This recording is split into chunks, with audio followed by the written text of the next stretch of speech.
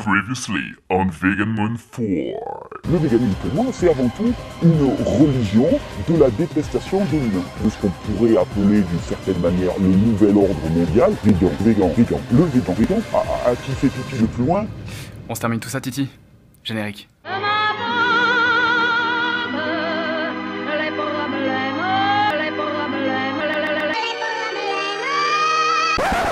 Et donc, cette tendance, ce mouvement, qui est ce mouvement de détestation de l'humain, qui est cette espèce d'écologisme radical, nauséabond, dans lequel on te dit que l'humain est le cancer de ce monde, et qu'en fait, il vaudrait mieux viser à détruire l'humain. Non, Titi, il n'y a que les misanthropes qui détestent les humains. Le véganisme n'est pas une branche de la misanthropie. Au contraire, le véganisme est un mouvement qui se bat pour le vivant, pas contre. Vivant dont l'homme fait partie. L'homme est un cancer pour ce monde.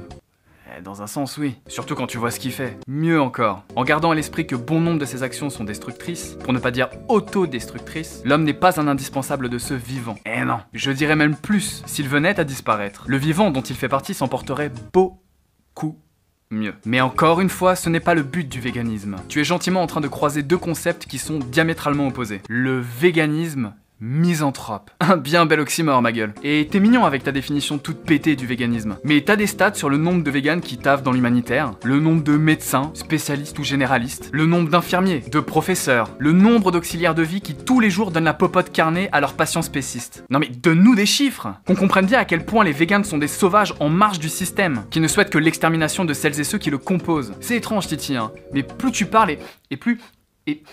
Et plus ça pue la douille. Et d'ailleurs, moi, j'y ai adhéré étant jeune. J'y ai adhéré. L'humain bouleverse le climat. L'humain est en trop grand nombre. L'humain épuise les ressources fossiles. C'est oublier une chose. L'humain a été créé à l'image de Dieu.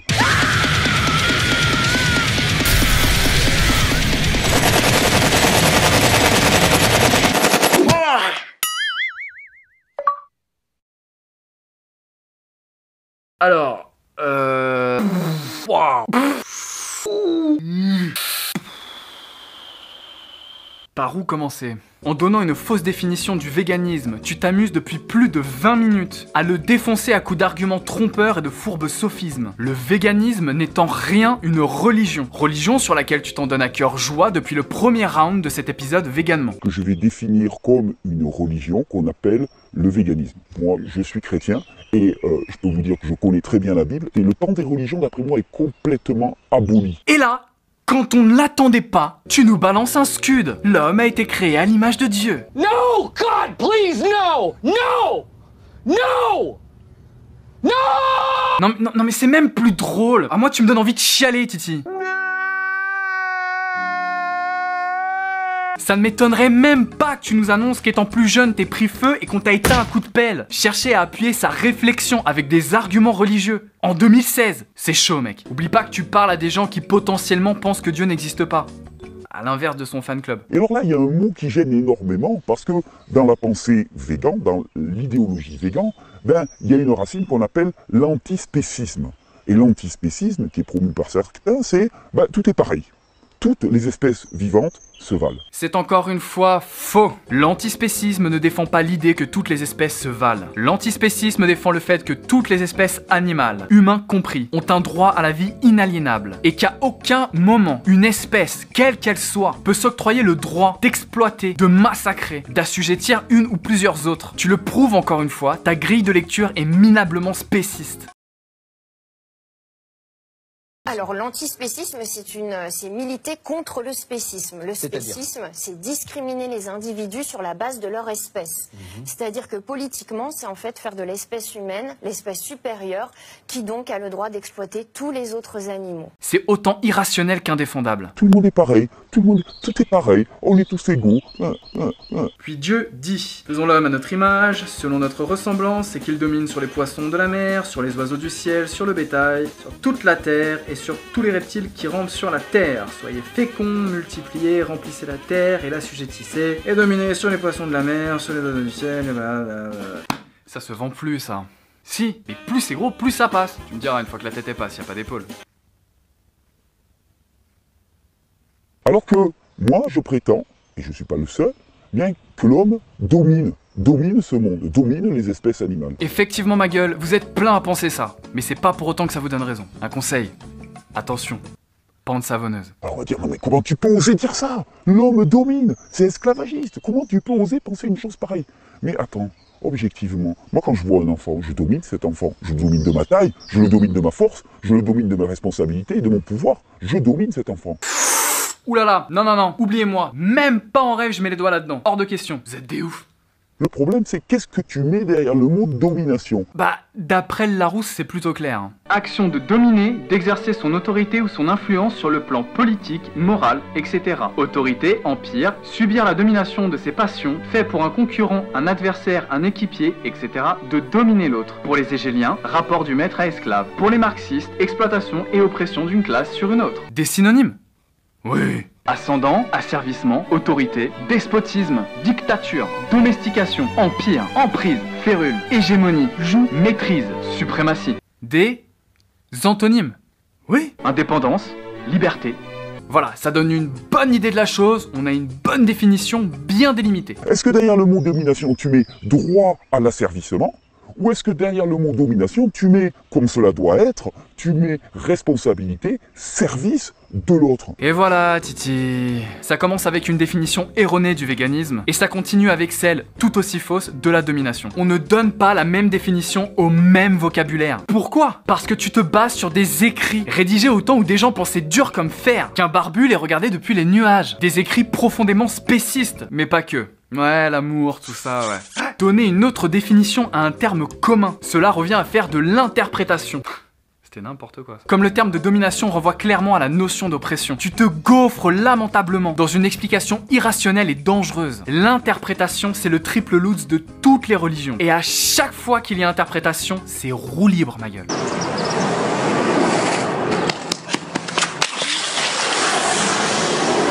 Tu ne peux décemment pas mettre derrière le terme de domination des notions de responsabilité ou de service. Et je ne peux que te conseiller de t'occuper de ton fondement avant de vouloir imposer ta domination responsable à qui que ce soit. Je pense que l'humain est profondément au service de cette création. Et celui qui est le plus grand doit se faire le plus petit. Celui qui domine doit être au service de tout le reste, doit être au service de ce qui est dépendant de lui. En l'élevant, en l'assassinant, en le mangeant. Merci Thierry. Et pour moi, c'est objectif que l'humain, avec sa conscience, sa forme de conscience, s'est développé d'une manière qui fait de lui un dominateur de cette création. Par contre, ça ne lui donne absolument pas toute licence pour répandre sa philosophie de mort à l'échelle de la planète. Ce que font largement l'idéologie carniste et la dictature spéciste aux quatre coins du monde. Et ce que combat frontalement le véganisme. L'homme a la fâcheuse tendance de massacrer le vivant, comprenant lui-même, son environnement et les animaux. Elle est là, la domination dont tu parles. Là et pas ailleurs. Le véganisme s'érige ni plus ni moins contre cette domination. Le combat ne se fait pas entre mangeurs de viande et non mangeurs de viande. Un petit peu, Titi, un petit peu. Dans la vie de tous les jours, un vegan est largement plus exposé à des consommateurs de viande qu'à des producteurs ou des distributeurs. Tant qu'on viendra. Donc c'est normal que ça donne naissance à des câlins parpaings entre viandards et brouteurs de pelouse. Je l'ai déjà dit, je le redis et je le répéterai. Je n'ai rien contre les gens qui ne savent pas. Moi-même, je suis un gens qui ne sait pas sur bien des terrains et qui ne savait pas autrefois concernant la cause animale. Et ouais. En revanche, je n'ai aucun scrupule à retourner du carniste et à déboîter du spéciste qui se revendique fièrement de l'être. Idem pour un raciste, idem pour un sexiste, idem pour n'importe quel oppresseur dominant en carton. Donc désolé de te l'apprendre Titi, mais le consommateur a une part de responsabilité. Eh oui. Le combat se fait entre idéologie fasciste qui est en train de se répandre, productiviste, technique, qui est en train de réduire l'humain, les animaux, les enfants et tout le vivant à l'état de marchandise, et une promotion du vivant, littéralement. What? Mais le véganisme, c'est LA promotion du vivant, Grishka. Dans la théorie comme dans la pratique. C'est pas en bouffant du pâté tête bio et local que ça fait de toi un défenseur du vivant. Tu as le même schéma de réflexion que ces parents qui se défendent de battre leurs gosses parce qu'ils les aiment trop. Non, tu ne peux pas flinguer le vivant d'un côté et le défendre de l'autre. Quand t'auras fini de te cacher derrière l'illogisme, fais-nous signe. Et puis surtout, je vais te dire une chose. Oui, dis-nous Titi, ce serait dommage de t'arrêter en si bon chemin. Theodore Kaczynski, c'était un activiste américain qui a été connu à l'époque sous le terme de Unabomber, terroriste pour certains, c'est clair. Et lui, il avait écrit un livre qui s'appelait La Nef des Fous. La Nef des Fous, il raconte l'histoire d'un bateau qui est en train de foncer vers des icebergs. Et puis, pendant qu'il fonce vers des icebergs, eh bien, tout l'équipage est en train de se disputer pour des revendications propres à son caractère individuel.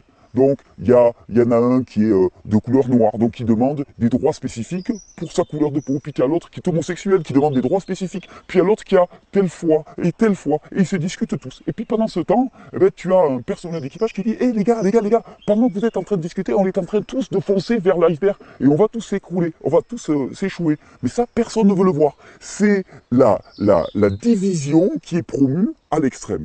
Voilà, bien. Comment décharger chacun de ses responsabilités? Psartek, laissons à chacun la possibilité de faire ses petites bassesses bien tranquillement dans son coin. Ne revendiquons rien, ne nous levons pas, ne nous indignons pas. T'as pas l'impression que l'iceberg en face, c'est une image pour dénoncer les agissements de chacun? Peut-être même que cet iceberg est la conséquence des agissements de chacun, ou du non-agissement de chacun. Bon, après, je l'ai pas lu le bouquin. Je peux pas trop m'aventurer dans le bousin, quoi. Blague à part, et la convergence des luttes, Titi, t'en fais quoi? La convergence des luttes, aka le fait de ne pas avoir de cœur pour certaines injustices et des œillères pour les autres. 2. Se battre pour l'anthropocentrisme. Ah, ça marche pas, Titi. Comme je l'ai précédemment dit, le véganisme est au sommet d'une pyramide de considération. Donc en toute logique, ça englobe pas mal d'injustices à combattre. Surtout que le véganisme, à appliquer quotidiennement, y a pas plus easy. Mais je te l'accorde, c'est pas facile de le concevoir quand on est égoïstement attaché à son steak. Parce que la condition animale actuellement est un vrai problème. Et il faut s'y intéresser. Oui, mais touchez pas à mon steak. Hashtag élevage bio, hashtag couteau bio, hashtag cadavre bio. Alors là, il y a deux possibilités. Soit chacun utilise sa spécificité, sa petite religion pour se justifier lui-même, pour se croire supérieur à l'autre et se diviser, soit on connaît tous leurs freins. Chacun fait à sa petite échelle, apporte sa pierre à l'édifice, réduit son impact sur le vivant et fait de son mieux. Tout ça. Moi, ça me rappelle le discours du voisin du dessous. Celui qui a considérablement réduit le nombre de tartes dans la gueule de sa femme. Pour se rabattre sur une petite gifle, un aller-retour tout au plus, de temps à autre, par-ci, par-là. Lui aussi réduit son impact, à son échelle. Il peut pas être à fond, tous les jours, sur tous les fronts. Eh non, déjà qu'il essaye d'arrêter de fumer... Et tu tapes, c'est ta façon d'aimer. Et nous, pendant ce temps, on se laisse diviser. Ah, moi je suis végan, et moi je suis cycliste, et moi je suis altermondialiste, et moi je suis ceci, et moi je suis cela. Et pendant ce temps, le diviseur il ricane. Et toi, pendant ce temps, tu peux bouffer ton steak au calme. Ce n'est pas par la culpabilisation, ce n'est pas par la stigmatisation, ce n'est pas par les raccourcis idéologiques qu'on fera avancer les choses. Avancer les choses? Tu veux dire arrêter de croire et de faire croire qu'il faut manger de la viande et des produits laitiers pour être en bonne santé? Non, je m'en doutais, Titi. Non, évidemment que non. Ce n'est pas par de la religiosité. Le temps des religions, d'après moi, est complètement aboli. Le temps de la religion, c'est le temps où on met un idole au centre de sa vie. Quoi? Il est où le cerveau, là? Donc le temps des religions est complètement aboli, et l'homme est fait à l'image de Dieu. C'est cela, oui. Saleté de B12, il nous enterre à tous. Que celui qui n'a jamais péché jette la première pierre. Pierre, la première pierre, Thierry. Alors pourquoi je ne suis pas végan? Oh, ça va, on a compris, Titi. C'est même plutôt clair. Moi, ça me rappelle un de mes cousins qui a les veines trop fines. Du coup, il a sa noix de coco qui manque d'oxygène. C'est très mal irrigué, donc il débite pas mal d'aberrations. Mais personne ne lui en veut. C'est pas de sa faute. Il est comme ça. Et c'est comme ça. On l'accepte et on l'aime pour ce qu'il est. Comme il est. Mais quand il parle de religion végane, je t'avouerai que bon, on a des doutes. Je ne suis pas végan parce que je ne veux pas faire dans mon cœur la place à l'esprit fascisant. Je ne suis pas végan parce que je ne veux pas faire la place dans mon cœur à l'esprit du surhomme propre à Nietzsche. Nietzsche!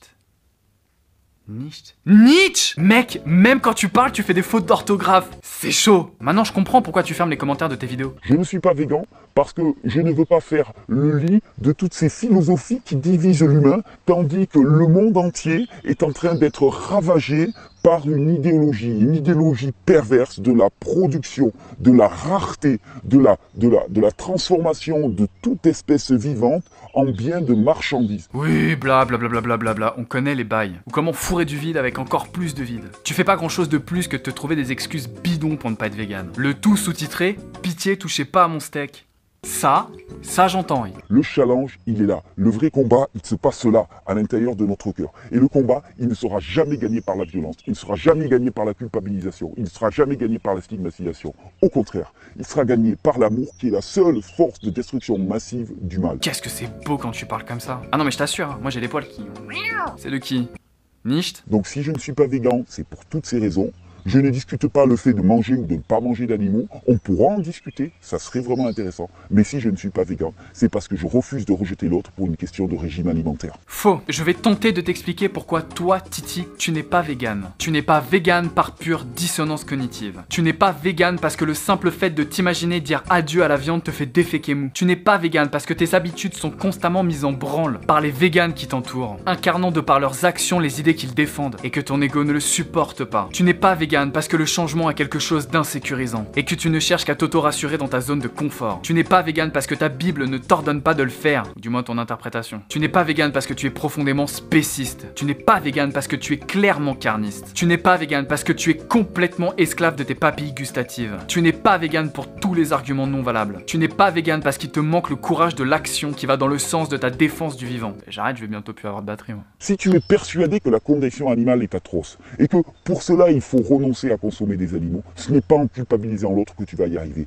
Ce n'est pas en le rejetant, ce n'est pas en lui crachant dessus, ce n'est pas en patrouillant avec tes brigades pour vérifier qui est, qui ne l'est pas que tu vas y arriver. Très belle exécution de pleurniche face cam. Titi, tu veux un cookie? Et 100 000 fois n'étant pas coutume, j'en profite pour remercier un énième dominant spéciste et carniste pour ses conseils concernant le fond et la forme à adopter pour mener le combat vegan, combat auquel il n'adhère même pas. Lui qui est extérieur au combat et qui incarne une bonne partie du problème, mais qui, dans sa grandeur d'âme, te propose la solution qui va avec. J'aurais pu te le dire autrement, Titi. Tu prends tes conseils, tu les roules en cône et tu les glisses dans le bas du dos. Un vous remercie.